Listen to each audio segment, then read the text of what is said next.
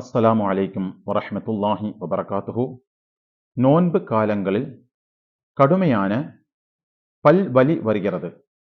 அந்த நேரத்தில் மருத்துவரிடம் நோன்பு வைத்த நிலையில் செல்லலாமா?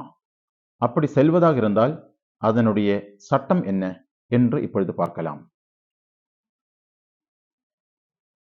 ஃபலா ஹர்ஜ ஃபி திஹாபிக லித்தபீபி ஃபி நஹாரி ரமலான். ரமலான் மாதத்தின் பகல் நேரங்களில் மருத்துவருடன் செல்வதில் எந்த தவறும் இல்லை. காரணம், அவருக்கு கடுமையான பல்வலி, தாங்க முடியாத பல்வலி.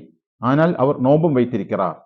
கண்டிப்பாக மருத்துவரிடம் செல்ல வேண்டும் என்ற கட்டாய ஒரு நிலைக்கு தள்ளப்படுகிறார் என்றால் அவர் நோன்பு முறிக்க வேண்டுமா என்றால் கண்டிப்பாக நோன்பு முறிக்க வேண்டிய அவசியம் இல்லை. மாறாக பல் மருத்துவரிடம் செல்வதற்கு அனுமதி உண்டு. வலா ஹர்ஜ ஃபி இஜ்ராஇல் ஹஷ்வில் மத்கூரி. அதாவது ரூட் கனால் செய்வதில் எந்த தவறும் இல்லை. பல்வலி வந்து அவருக்கு ரூட் கனால் செய்ய வேண்டும் அல்லது பல்லை பிடுங்க வேண்டும் என்று சொன்னாலும் அதில் எந்த தவறும் இல்லை. வல் இலாஜாத்துல் மத்கூரத்து ஃபீ நஹர் ரமலான்.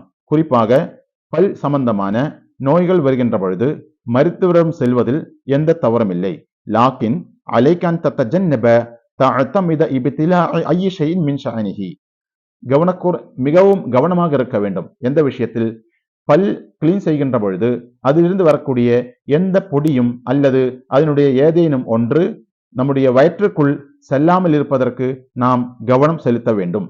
அவ்வாறு வேணுமென்றே மெழுகிவிட்டால் கண்டிப்பாக நோன்பு ஃபசாதாகிவிடும், நோன்பு வீணாகிவிடும். அதே நேரத்தில் வேணுமென்றே இல்லாமல் தம்முடைய கட்டுப்பாட்டை விட்டு நம்மை அறியாமலேயே பல் கிளீன் செய்யும் நேரத்தில் ஏதேனும் ஒரு துண்டு நம்மை அறியாமல் விழுங்கிவிட்டால் லம் யஃப்சுத் சௌமுக பிதாலிக.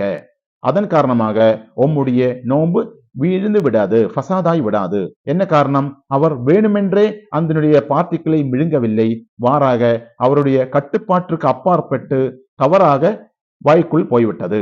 அப்படி என்றால் கண்டிப்பாக நோன்பு முறியாது. எல்லா செயல்பாடுகளிலும் அம்தன் வேணும் என்றே என்ற சட்டம் வேண்டும். அப்படியானால் தான் நோன்பு முறிந்துவிடும். அஸ்ஸலாமு அலைக்கும் வரஹ்மத்துல்லாஹி வபரகாத்துஹு.